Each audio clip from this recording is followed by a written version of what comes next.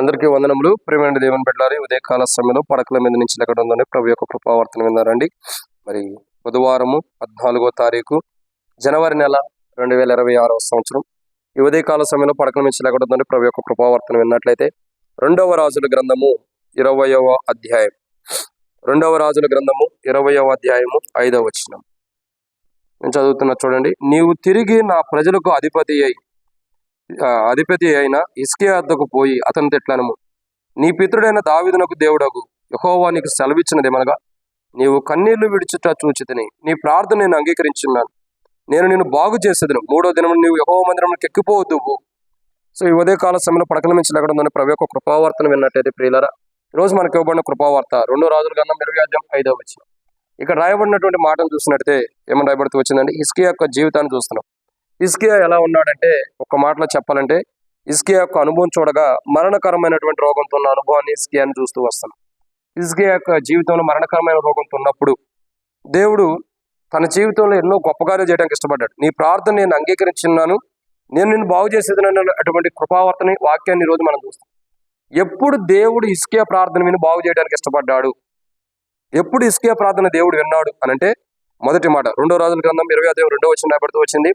అతడు తన ముఖమును గోడ తట్టు త్రిప్పుకుని. ఎప్పుడైతే తన ముఖం అన్నది, ఇప్పుడు యెషయా ప్రవక్త వచ్చాడు, ప్రవక్త వైపు చూశాడా? లేదు. పోనీ ఇంట్లో ఎంతోమంది ఉండొచ్చు, వారి వైపు చూశాడా? లేదు. ఎవరి వైపు తన ముఖాన్ని తిప్పుకుంటున్నాడు? గోడ తట్టు. ఎందుకు తిప్పుకుంటున్నాడు? ఎవరు నాకు కనబడకూడదు, సిలువ వేయబడిన క్రీస్తు తప్ప, ఆ యొక్క ప్రభు తప్ప ఇంకెవరు మనకు కనబడకూడదు అన్న అనుభవంలో మనం ఉండాలి. ఆనాడు హిజ్కియా మనుషుల వైపు చూడాల. ప్రవక్త ఏమైనా సహాయం చేస్తాడేమో, నా ఇంట్లో ఉన్నవారు సహాయం చేస్తారేమో, నా వారు సహాయం చేస్తారేమో, మనుషుల వైపు చూడాల. ఖచ్చితంగా ప్రవక్త వచ్చి హిజ్కియాతో చెప్పినప్పుడు హిజ్కియా గోడ తట్టు తిరిగినటువంటి అనుభవాన్ని చూస్తూ వస్తున్నాం.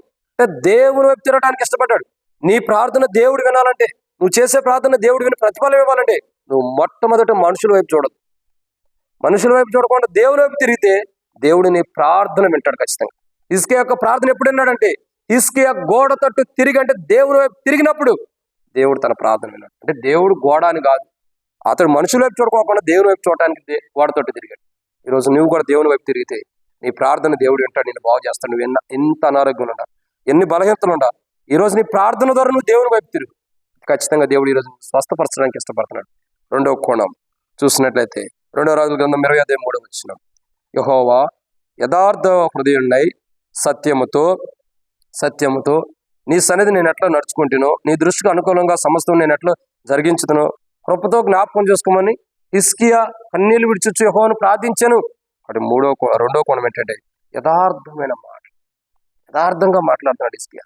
ఒకటి, దేవుని వైపు తిరిగాడు. తన ప్రార్థన అంగీకరించడానికి తన హిజ్కియా ప్రార్థన దేవుడు అంగీకరించడానికి మొదటి రీజన్ ఏంటంటే, హిజ్కియా దేవుని వైపు తిరిగాడు, మనుషుల వైపు ప్రవక్త వైపు చూడాలి. తన ప్రార్థన దేవుని వైపు తిరిగి ప్రార్థన చేస్తున్నాడు. రెండోదిగా అందుకే దేవుడు అంగీకరించాడు. రెండోదిగా యథార్థమైన మాటలు మాట్లాడుతున్నాడు, ఉన్నదన్నట్టు మాట్లాడుతున్నాడు, లేని వాటిని పుట్టిస్తాడు. దేవుడు మన ప్రార్థన వినాలంటే మనం ఉన్నదన్న ప్రార్థన చేయాలి, లేని వాటిని పుట్టించుకోవాలి. ఉన్నదన్నట్టుగా దేవుని తెలియపరచాలి, లేనిదన్నట్టుగా తెలియపరిస్తే అనన్య సఫీరియా లేని వార్తను పుట్టించుకున్న విధానంలో, లేని దాన్ని సమకూర్చుకున్న విధానంలో, ఉన్నదాన్ని దాచిపెట్టుకుని అబద్ధం ఆడారు, నష్టపోయారు. అలా ఉండకూడదు. హిజ్కియా గోడ తట్టు తిరిగాడు, దేవుని వైపు తిరిగాడు. అందుకే అతను ప్రార్థన అంగీకరించి దేవుడు అతను బాగుపరిచాడు. రెండోదిగా అతడు యథార్థ మాటలు మాట్లాడుతున్నాడు. అందుకే యథార్థమైన మాటలు దేవుని సంగతి బయలుపరుస్తున్నాడు కాబట్టి, తెలియపరుచుకుంటున్నాడు దేవునికి తను కాబట్టి, తను మాట్లాడే మాటలు యథార్థత ఉంది కాబట్టి దేవుడు తన ప్రార్థన విని తను స్వస్థపరిచాడు. 3వ కోణం చూద్దామండి. 2వ రాజుల గ్రంథం 20వ అధ్యాయం 3వ వచనం చివరిలో ఏమంటాడు? హిజ్కియా సమస్తం నేను ఎట్లా జరిగించుతునో కృపతో జ్ఞాపకం చేసుకో. అంటే దేవుని కృపను వేడుకున్నవాడు, దేవుని కృపను ఆశ్రయించిన వాడు. కాబట్టి హిజ్కియా యొక్క ప్రార్థనలో దేవుని తట్టు తిరిగాడు. హిజ్కియా యొక్క ప్రార్థనలో అతని యొక్క జీవితాన్ని చూడగా, రెండోదిగా ఆ యథార్థమైన మాటలు ఉన్నాయి, మూడోదిగా దేవుని కృప కొరకు ఎదురు చూశాడు. ప్రభా, నీ కృపను బట్టి ఒక్కసారి నీ కృపలో నన్ను జ్ఞాపకం చేస్తాను. నీ కృపలు అంటే దేవుని కృప కొరకు ఎదురు చూశాడు. కాబట్టి దేవుని కృప కొరకు, అంటే మనుషుల వైపు చూడకోకుండా, మనుషుల కొరకు కాకుండా దేవుని కృప ద్వారానే తన సహాయం కలగాలని ఎదురు చూశాడు. కాబట్టి అతని ప్రార్థన దేవుడు అంగీకరించి అతను స్వస్థపరిచి, అంటే దేవుని కృప మీద ఆధారపడ్డాడు. కృప ఎవరు? యేసు ప్రభు అని. యేసు ప్రభు మీద ఆధారపడుతుందా తన ప్రార్థన అంగీకరించబడి ఆయన స్వస్థత నొందిన వాడు. 4వ కోణం రండి. యెషయా గ్రంథం 38వ అధ్యాయం. యెషయా గ్రంథము 38వ అధ్యాయము మనం చూసినట్టు 5వ వచనం.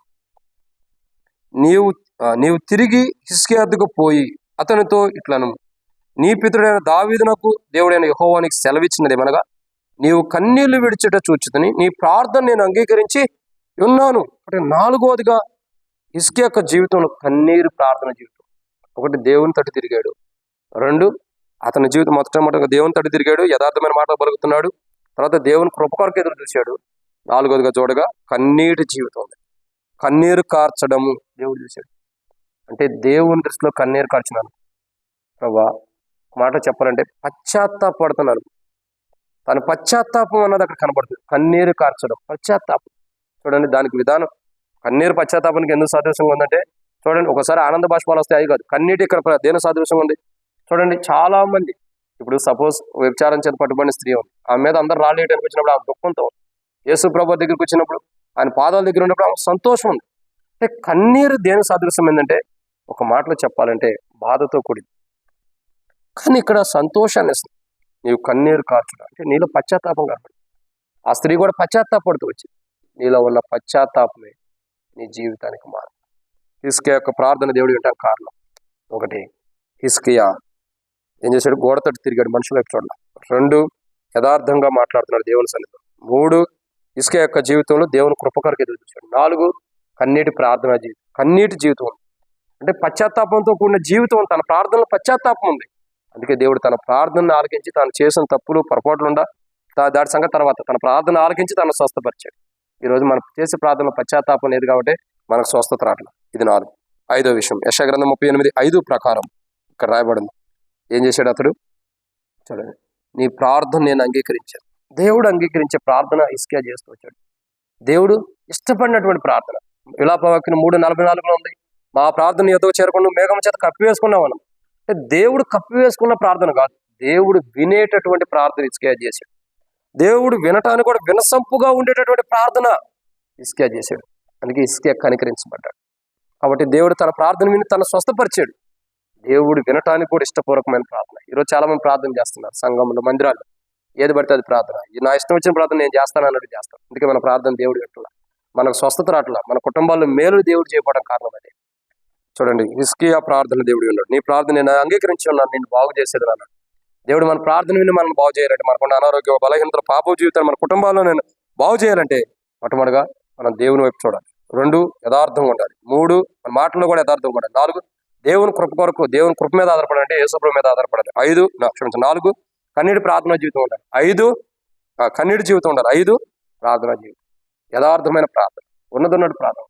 ఇలాంటి జీవితం మనం కలిగి ఉన్నప్పుడు హిజ్కియా అలాంటి 500 అనుభవం కలిగి ఉన్నాడు. అలా కలిగి ఉంటే మన ప్రార్థన కూడా దేవుడు విని మనం స్వస్థపరిచేవాడు.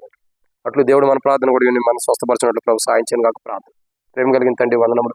ఎత్తబడిన వాక్యం నీరు కట్టి పంపించాను మా జీవితాలు. ఏదైతే ప్రభావ నేను ఈ ప్రార్థన అంగీకరించి నేను అంగీకరించాను, స్వస్థపరచనన్నా అలా మా ప్రార్థనలు ఆలకించి మమ్మల్ని స్వస్థపరిచి మహిమ పొందమని.